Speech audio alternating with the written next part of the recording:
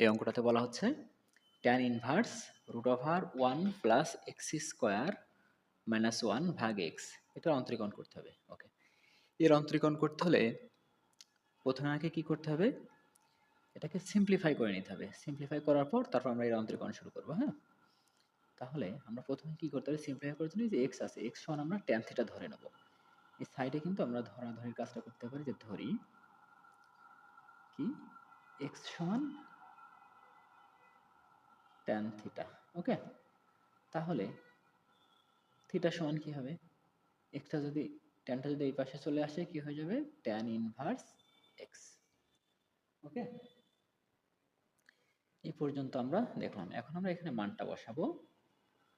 তাহলে আছে কি আমাদের ট্যান ইনভার্স, নিচে আছে এক্স, এক্স এর জায়গায় আমরা কি বসাতে পারি, বসাতে পারি হচ্ছে ট্যান থিটা, আর উপরে আছে root over 1 minus 1 plus x square. তাহলে এক্স এর জায়গায় এখানে কি বসতে পারে, tan square theta minus 1। Okay, এখন আমরা এখানে কি করতে পারি, আমরা কি জানি, এখানে একটু সূত্র দেখি।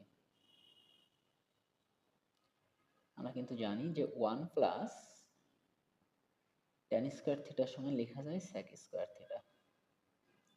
তাহলে এই যে অংশটা আছে 1 প্লাস ট্যান স্কোয়ার থিটা, এই জায়গাটাতে এখন আমরা কি লিখতে পারবো, সেক স্কোয়ার থিটা। তাহলে এখানে লেখা যাবে সেক স্কোয়ার থিটা, তার উপরে রুট, আর এখানে আছে মাইনাস 1 ভাগ নিচে আছে ট্যান থিটা।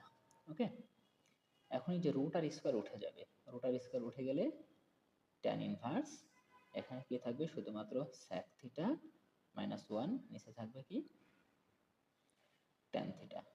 এখন আমরা কি জানি, আমরা কিন্তু আরো জানি যে সেক থিটাকে ভাঙা যায় হলো 1 মাইনাস কস থিটা।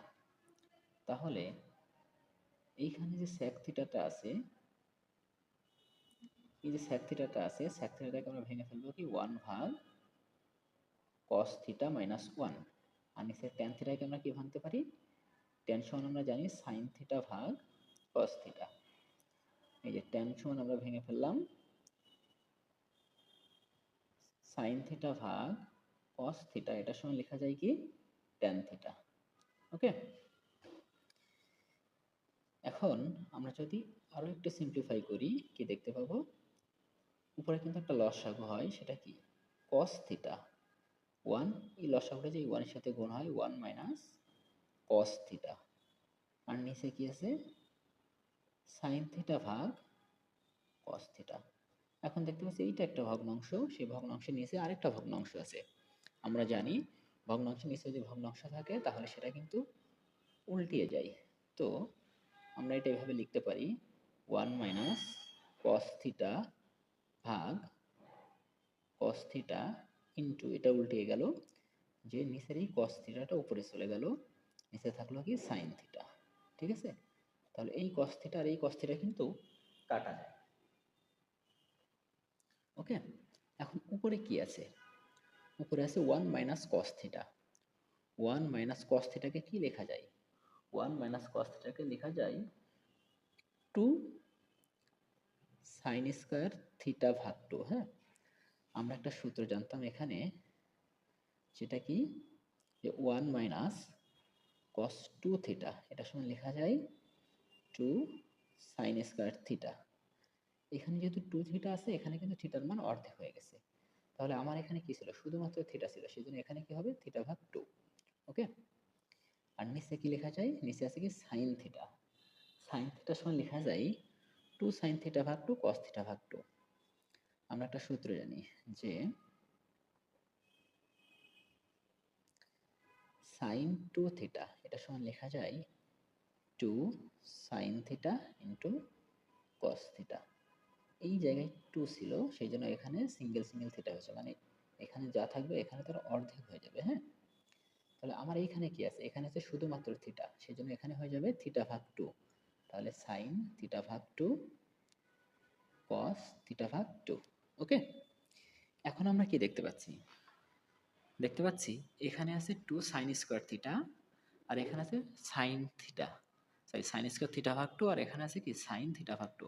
তাহলে এখানে যেহেতু স্কোয়ার মানে কি দুইটা আছে, তাহলে এর সাথে এটা যদি কাটা যায় আর একটা থাকে, আর এই টু আর এই টু কাটা যায়, তাহলে আমরা দেখলাম এই টু আর এই টু কাটা গেল। এখানে থাকলো কি ট্যান ইনভার্স, এই সাইন থিটার সাথে সাইন স্কোয়ার থিটা কাটলে উপরে থাকে একটা মাত্র সাইন থিটা ভাগ টু, নিচে থাকে কস থিটা ভাগ টু। এই সাইন থিটা কিন্তু এর সাথে কাটা গেল। ওকে, এখন আমরা কি জানি আরো, জানি আছে সাইন থিটা ভাগ কস থিটা। এই যে সাইন থিটা ভাগ কস থিটা লেখা যায় ট্যান থিটা, তাহলে সাইন থিটা ভাগ টু এবং কস থিটা ভাগ টু লেখা যাবে কি ট্যান থিটা ভাগ টু। এখন আমরা দেখব যে ট্যান ইনভার্স আর ট্যান এটা এটা কিন্তু কাটা গেল, কাটা গেলে এখানে কি থাকে থিটা ভাগ টু। ওকে, তাহলে থিটা ভাগ টুকে কি এমন লেখা যায় হাফ থিটা। এতক্ষণ কিন্তু আমরা সিম্পলিফাই করে নিলাম, এখনো আমরা অন্তরীকরণ করি নাই, এখন আমরা অন্তরীকরণ করব। তাহলে আমরা কি লিখব, লিখব এক্স এর সাপেক্ষে অন্তরীকরণ করে পাই, এক্স এর সাপেক্ষে অন্তরীকরণ করে পাই। ওকে, তাহলে এক্স এর সাপেক্ষে যদি আমরা অন্তরীকরণ করি ডি ডি এক্স, কাকে অন্তরীকরণ করব আমরা কিন্তু এই যে tan inverse root over one minus x one plus x square minus one ভাগ এক্স, এটাকে আমরা অন্তরীকরণ করব। তাহলে আমরা লিখতে পারি যে tan inverse root over one plus x square minus one ভাগ কি লেখা যাবে এখানে নিচে আছে এক্স, এক্স এটাকে কিন্তু আমরা অন্তরীকরণ করব। হ্যাঁ,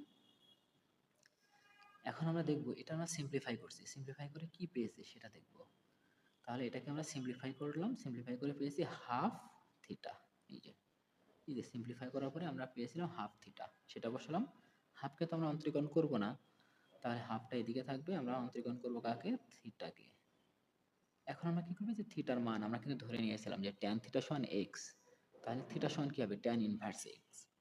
এখন আমরা সেটা বসিয়ে দেব, থিটার মানটা বসিয়ে দেব, থিটার সমান আমরা কি বসাইতে পারি ট্যান ইনভার্স এক্স। ঠিক আছে, এখন আমাদের কিন্তু একটা সূত্র জানা আছে যে ট্যান ইনভার্স এক্স এর অন্তরীকরণ করলে কত হয়, সেই সূত্রটা আমি এখানে লিখছি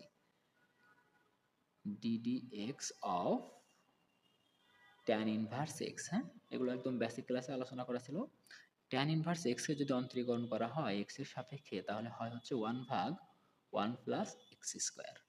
তাহলে এখানে আমরা কি দিতে পারি, এখানে হাফ আছে, ট্যান ইনভার্স এক্স এর যেহেতু এক্স এর সাপেক্ষে আমরা ট্যান ইনভার্স এক্স এর অন্তরীকরণ করছি, তাহলে এটা হবে ওয়ান ভাগ ওয়ান প্লাস এক্স স্কোয়ার। তাহলে এটাকে কি লেখা যায় ওয়ান ভাগ two into one plus x square.